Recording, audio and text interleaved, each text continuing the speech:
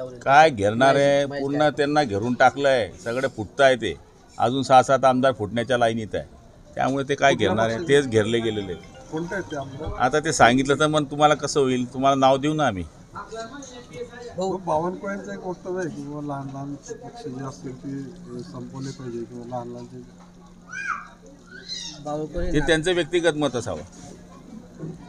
बावनकुळेंनी वक्तव्य केले बुवा असं की बोललो ना, व्यक्तिगत मत असेल ते त्यांचं. ते छोटे छोटे पक्षातले कार्यकर्ते पदाधिकाऱ्यांना पण भाजपमध्ये घ्या आणि ते पक्ष संपवा असं म्हटले. ते त्यांचं व्यक्तिगत मत आहे. जरांगे पाटलांची आज परत त्यांनी सभा घेतलेली, बैठक होते.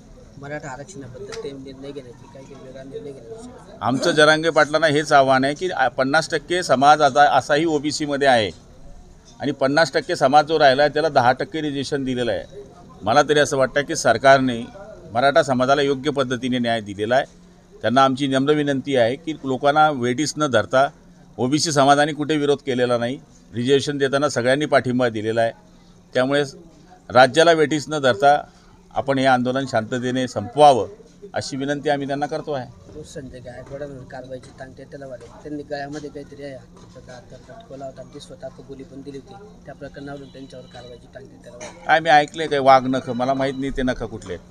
आमचं जरांगे पाटलांना हेच आव्हान आहे की 50% समाज आता असाही ओबीसीमध्ये आहे आणि 50% समाज जो राहिला आहे त्याला 10% रिजर्वेशन दिलेलं आहे. मला तरी असं वाटतं की सरकारने मराठा समाजाला योग्य पद्धतीने न्याय दिलेला आहे.